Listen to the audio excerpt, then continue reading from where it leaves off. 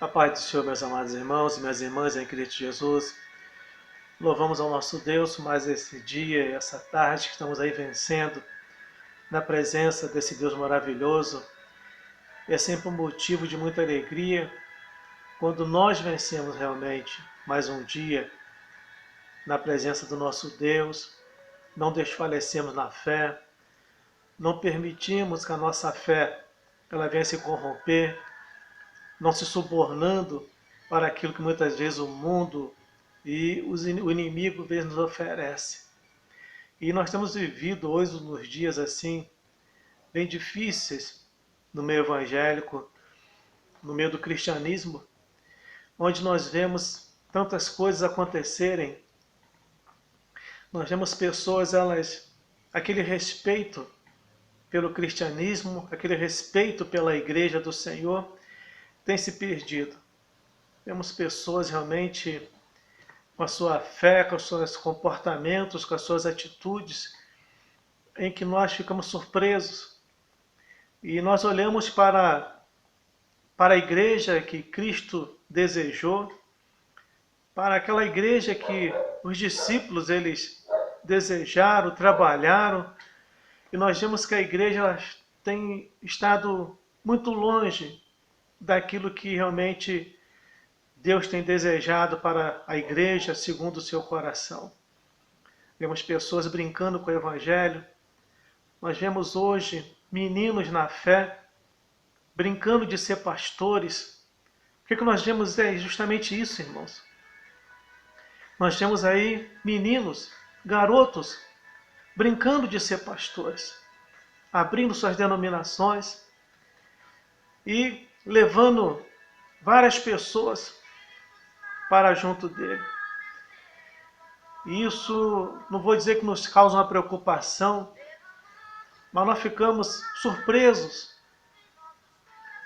pelo fato de pessoas justamente não buscarem uma igreja genuína, uma denominação em que você vê uma raiz de Deus, que guardam as ordenanças do Senhor. E nos preocupa, nós vemos em que as pessoas, às vezes elas correm para a Bíblia e dizem, não importa da forma que o evangelho seja pregado, que a palavra seja pregada, não importa que ela seja pregada, é verdade. Mas nós somos pessoas inteligentes. Nós podemos escolher, irmãos, qual autoridade vai estar sobre nossas vidas, qual autoridade vai te representar no mundo espiritual. É muito importante isso. Nós sabemos que essa pessoa que te representa no mundo espiritual, será que ela tem autoridade para profetizar justamente sobre a tua vida? Para profetizar com autoridade, repreender qualquer tipo de potestade sobre a tua casa, sobre a tua família? E nós vemos aí que pessoas debaixo de liderança de meninos brincando de pastores. E Deus colocou no meu coração nesse dia uma palavra em que, lá em Mateus capítulo 16, um texto muito conhecido nosso, Mateus capítulo 16, do versículo 13 ao versículo 19, que é muito importante para nossas vidas. Que ele diz assim: indo Jesus para os lados de Cesareia de Filipe, perguntou aos seus discípulos, quem diz o povo ser o Filho do Homem? E eles responderam, uns dizem João Batista, outros Elias e outros Jeremias ou algum dos profetas. Mas vós, continuou ele, quem dizeis que eu sou? Respondeu Simão Pedro. Disse, tu és o Cristo, o Filho do Deus vivo. Então Jesus lhe afirmou, bem-aventurado és Simão Barjonas, porque não foi carne e sangue que tu revelaram, mas meu Pai que está nos céus. Também eu te digo que tu és Pedro, e sobre esta pedra edificarei a minha igreja, e as portas do inferno não prevalecerão contra ela. Dar-te-ei a chave do reino dos céus. O que ligares na terra terá sido ligado nos céus, e o que desligar na terra terá sido desligado nos céus. A igreja ela recebe uma autoridade grande. E quando Cristo ele ele pergunta para os discípulos: o que vós pensais que eu sou? Cristo ele conhecia o coração dos discípulos. Ele sabia o que as pessoas pensavam acerca dele. Mas ele queria saber o que os discípulos pensavam. Mas não no pensamento deles, o que passava pela cabeça deles. Mas é o que eles falavam de Cristo. Era a atitude deles, o comportamento deles quando não estavam na presença de Cristo. Porque a mente deles, Cristo conhecia. Mas o que era eles na presença de Cristo e o que era eles quando eles estavam fora, fazendo seus trabalhos no dia a dia. É isso que queria saber. O que vós pensar de mim? Não era pensamento, mas era justamente atitude. Qual era o tipo de representação? Qual era o tipo de apresentação que Cristo tinha na vida deles? Eu queria, nessa tarde, irmãos, falar sobre esse assunto que eu creio que é muito importante para nossas vidas. Como ser igreja em tempos difíceis. Eu queria usar esse tema. Como ser igreja em tempos difíceis, irmãos. Eu não falo de tempos difíceis de parte financeira, tempos difíceis de crise familiar, tempos difíceis de você estar talvez fora da igreja, mas tempos difíceis diante de tudo que temos enfrentado. Como eu disse no início, na palavra, onde vemos hoje homens, meninos, brincando em ser pastor. A gente olha, parece justamente aquelas brincadeiras que nós tínhamos no passado, quando era criança, em que chamava para brincar de casinha. Hoje alguns vão brincar de igreja. Eu sou o pastor e vocês são minhas ovelhinhas. Nós temos visto isso, irmãos, uma coisa parece algo assim, uma brincadeira. Ora, meninos na fé, meninos que não amadureceram. E nós olhamos, nós vemos que esses discípulos, eles andaram com Jesus 3 anos e o abandonaram quando ele naquele momento ainda. Nós vemos, irmãos, como ser igreja nesse tempo de tanta facilidade, onde nós temos uma dificuldade de pastorear quando nós exortamos a igreja, temos uma palavra de exortação, de orientação. Nós vemos portas sendo abertas por meninos na fé, que oferecem um caminho de facilidade, um lugar de conforto. O que nós temos visto hoje, irmãos, é que muitas pessoas, ela tem igreja. Muitas pessoas têm igreja, mas nem todos são igreja. Muitas pessoas têm igreja, são muitas denominações, mas nem todos são igreja. Mas que encontrar a igreja certa, irmãos, é ser a igreja que Cristo desejou. Ser a igreja que os apóstolos pensaram e lutaram para construir. Mais do que eu procurar uma igreja perfeita, é eu procurar ser aquela igreja que Cristo desejou. Aquela igreja que os discípulos desejaram, sonharam, planejaram para a glória do nosso Deus. Eu e você só passamos a ser igreja quando ouvimos e atendemos o chamado de Deus e do Espírito Santo, irmãos. Eu só passo a ser uma verdadeira igreja quando eu ouço o chamado de Deus, quando eu ouço as orientações do Espírito Santo na minha vida. E a primeira coisa, irmãos, que eu queria falar nessa palavra, primeiro ponto, fatores que identificam o ser igreja. Quais são os fatores que identificam o ser igreja? Como podemos identificar uma igreja de Cristo? Como é que eu posso identificar uma igreja de Cristo? Uma coisa importante, algumas marcas e sinais devem ser percebidos, independente dos tipos de pessoas que compõem a igreja. Alguns fatores precisam ser encontrados para identificá-las. São fatores mais interiores do que exteriores. Então entende bem uma coisa. Algumas marcas e sinais devem ser percebidos, independente dos tipos de pessoas que compõem a igreja. E alguns fatores precisam ser encontrados para identificá-los. Isso é importante.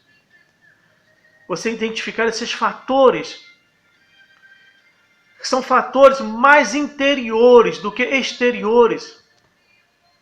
Não são fatores exteriores, mas aqueles fatores interiores, aquele que vem de dentro. Que não se trata de vestimenta, não se trata de luxo, mas de algo interior. E a primeira coisa que precisamos perceber para identificar a igreja é justamente esse fator interior, que é o amor. Jesus nos afirma que é esta a marca de sua igreja. Essa é a principal marca da igreja de Cristo. Uma igreja que tem amor. Você olha para a igreja, para a carta o livro de Romanos, você vê a carta para as 7 igrejas da Ásia, e quando ele manda aquela carta para a igreja de Éfeso, uma igreja perfeita, mas ele diz uma coisa eu tenho contra ti. Tu deixaste o primeiro amor. Você pode olhar uma igreja, uma denominação perfeita. A principal marca dela tem que ser o amor, irmãos. É o amor. Amor pela palavra, amor por Cristo, amor pelos irmãos. Amor pelo evangelho, pelo evangelismo. Ela tem que ter um amor, irmãos. Você vê isso? A carta de Coríntios, lá no capítulo 13. Ainda que eu fale a língua dos homens e dos anjos, se eu não tiver amor, não adianta coisa nenhuma. Posso ser um dos maiores intelectuais, um dos maiores poliglotas, falar várias línguas, posso até falar em mistérios, mas se eu não tiver amor, nada disso vai ter valor nenhum. Segundo ponto que você precisa identificar realmente o ser igreja é a fé. Não é a fé de conquistar algo, um trabalho, algo material. Mas é aquela fé de crer em Deus. Jesus disse, credes em Deus, credes também em mim. João, capítulo 14. Crede em Deus, crede também em mim. Lá em Gálatas, capítulo 6, versículo 10, fala da família da fé. Essa família da fé, essa igreja realmente da fé, essa igreja que conserva essa fé em Deus no coração, uma fé genuína de salvação. E o outro ponto, ele fala sobre a esperança. Uma igreja genuína, ela não perde a esperança. Lá em 1 Tessalonicenses, capítulo 1, versículo 3, ele fala desses três pontos, amor, fé e esperança. Nós encontramos esses 3 fatores justamente lá em 1 Tessalonicenses 1:3, que tem esses 3 fatores. A igreja de Cristo, ela não pode perder essa essência. Ela não pode perder o amor, ela não pode perder a fé, ela não pode perder a esperança, e isso mantém uma igreja justamente de pé. Por isso, na carta de Coríntios, ele fala que permanece a fé, a esperança e o amor. É outra coisa que ele nos fala sobre a doutrina. Vivemos hoje, irmãos, justamente dentro de um cristianismo onde quase não se fala em doutrina. Denominações sendo fundadas, irmãos, justamente sem doutrina. Sem uma doutrina bíblica. A confissão, o credo é fundamental, irmãos.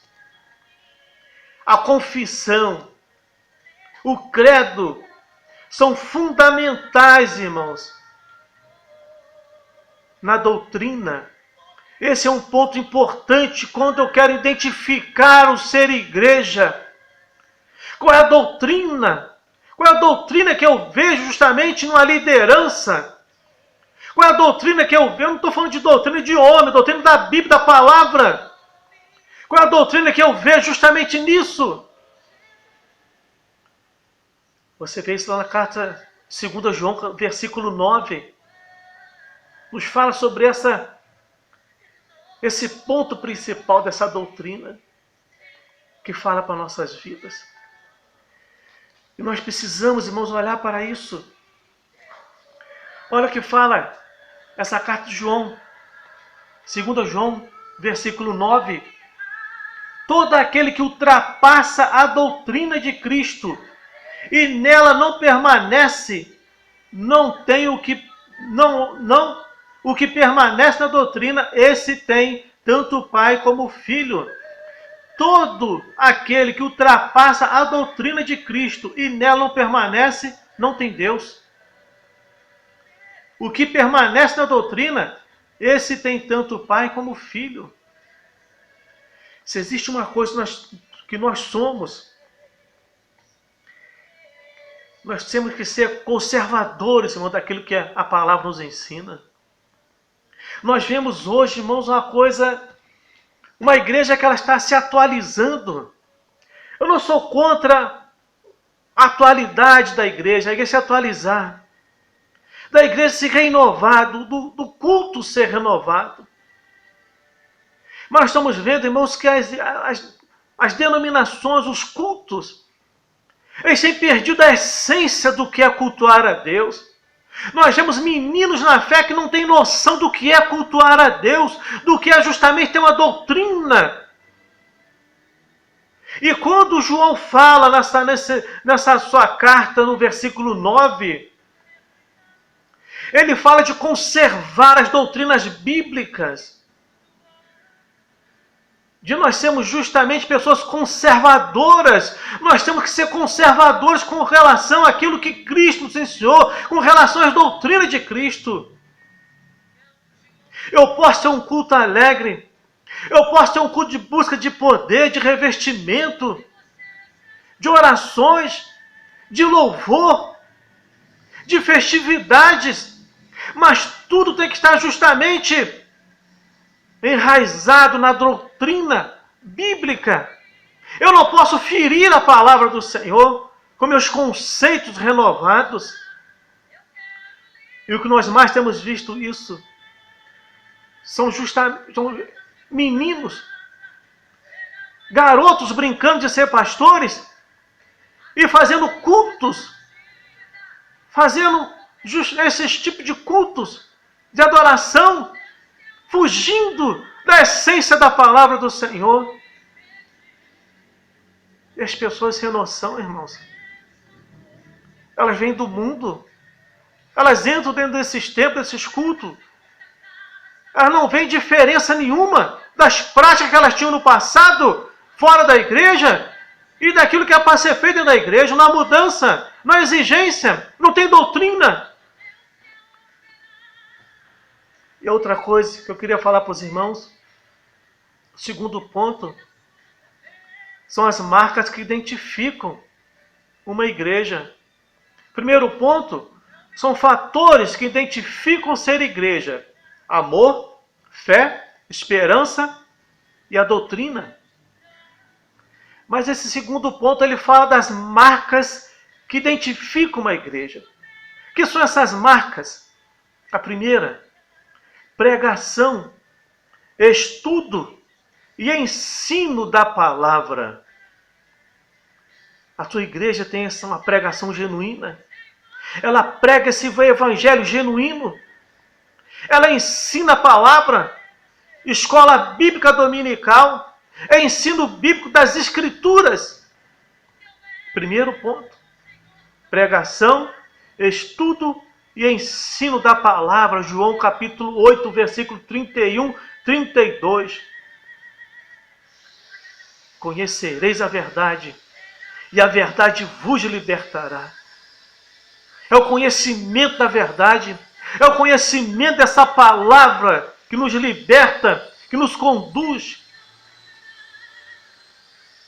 Segunda coisa que ele fala é a administração dos sacramentos. tem essa administração de sacramentos, batismo, Santa Ceia. Nós temos visto hoje, irmãos, tudo isso fugindo. A igreja atual, as denominações atuais, têm apresentado um cardápio chamado fast food, um cardápio de facilidades. E nós vemos, irmãos, parece um garçom apresentando um cardápio para uma vida de facilidade. Porque quando eu me identifico com uma igreja séria, que conserva esses valores, eu tenho uma exigência, eu sou impactado pelo poder de Deus, eu vejo uma necessidade de mudança de vida, porque eu tenho que me encaixar naquela visão daquela denominação, que é uma denominação séria, que luta para me levar para a glória e para que eu tenha uma vida de santidade. Eu sempre falo uma coisa para os membros da minha igreja. Existe a centralidade da Bíblia, que é a verdade. Mas existe as margens da Bíblia, textos isolados. Tudo posso. Mas aí não ler nem tudo me convém. Tudo posso. E nós temos que estar na centralidade da Bíblia, irmãos, na centralidade dessa palavra santa. É outra coisa que nos fala. É sobre a unidade. A igreja ela não é uma rodoviária.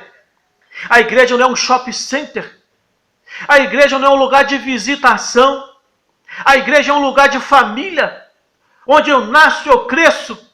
Eu me preparo para morar com o Senhor, para reinar com Ele eternamente. A unidade. Tem que ter unidade. Nós não temos visto isso hoje dentro de algumas denominações, unidade. E a igreja, uma marca que identifica uma igreja, essa unidade. Está unida, você olhar para o Evangelho de João capítulo 17, e você vê que Cristo, o desejo de Cristo era o quê? Que a igreja fosse como Ele, assim como Ele era como o Pai. Ele roga ao Pai, desejando que a igreja seja um com Ele, como Ele é com o Pai. Irmãos, como nós temos visto hoje, as nossas igrejas unidas com Cristo, com esses tipos de comportamento e atitudes. Meninos brincando justamente de ser pastores, brincando com a palavra de Deus, não tem consciência do compromisso que é estar em frente a um público pregando um evangelho sério, o compromisso que é justamente de pregar um evangelho sério, de cuidar de uma alma, de zelar por uma vida, de andar em conformidade com Jesus Cristo. A Bíblia nos traz um equilíbrio nesse assunto, irmãos, sobre unidade. Jesus desejava, ou Ele deseja uma igreja unida. O desejo de Cristo é uma igreja unida. Você pode ver João capítulo 17, versículo 21. É o desejo dele. Porém, irmãos, a palavra fala de uma certa separação do mundo, dos falsos cristãos. Você olha para a carta de Coríntios, capítulo 16, no versículo 17, você vê o apóstolo Paulo lhe dando uma orientação, um alerta, uma exortação para a igreja de Roma. Observai aqueles que causam divisões no meio de vós, e tirai do vosso meio, não andei com eles. O apóstolo Paulo ele foi muito firme nessa palavra. Eu queria encerrar, irmãos, essa palavra, dizendo para você que ser igreja é compreender desde o sentido da palavra igreja até as características e marcas suas. Nós vemos líderes, irmãos, que não têm nem noção do que é ser igreja. não sabe nem o significado da palavra igreja, de onde que veio o significado dessa palavra igreja. Não tem noção.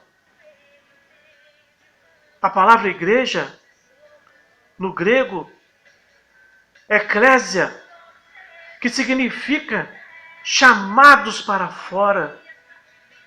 Os chamados para fora é para eu ser um exemplo, é para eu ser justamente aquilo que fala no livro de Mateus, é para eu ser justamente uma luz colocada no velador, onde todo mundo pode me ver, é eu ser sal da terra, é eu ser luz do mundo. Ser luz dentro da igreja é muito fácil, mas é ser igreja, eclésia, é ser chamado para fora, é ser igreja fora dos portões, fora dos portais. É ali que eu tenho que ser um exemplo, é ali que eu tenho que ser reconhecido para a glória do Senhor como homem de Deus, mulher de Deus. E outra coisa, é as suas características. É saber ser igreja, conhecendo as suas características. Quais são as características de uma igreja? Pregar a palavra, ensinar e exortar. Pregar essa palavra genuína que é a Bíblia. Ensinar essa palavra, irmão, justamente com certeza, com ousadia, com confiança. E viver o que ela ensina. E praticar o que ela ensina. E exortar. É necessário exortar.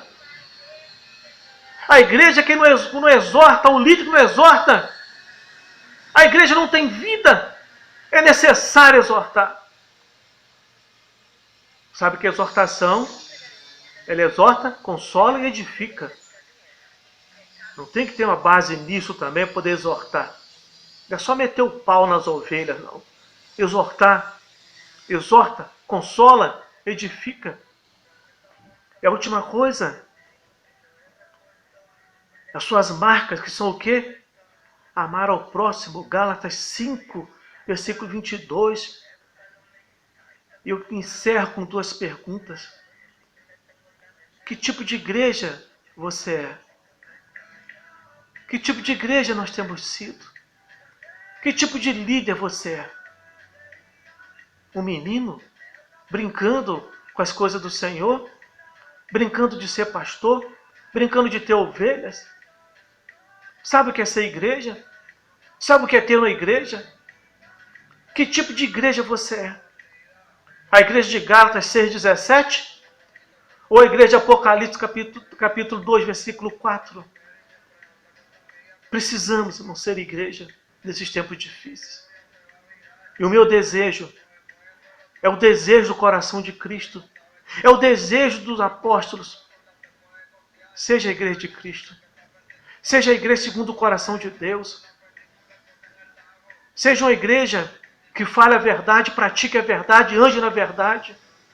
Seja uma igreja que ame, conserve a fé, conserve essa esperança e, principalmente, tenha uma doutrina baseada na palavra do Senhor. Que Deus te abençoe, que Deus te guarde, que Deus te proteja, que o Espírito Santo faça resplandecer o seu rosto sobre ti e que Ele tenha misericórdia de ti e te dê a paz no teu coração, na tua vida e na tua alma e no teu entendimento. Deus te abençoa em nome de Jesus.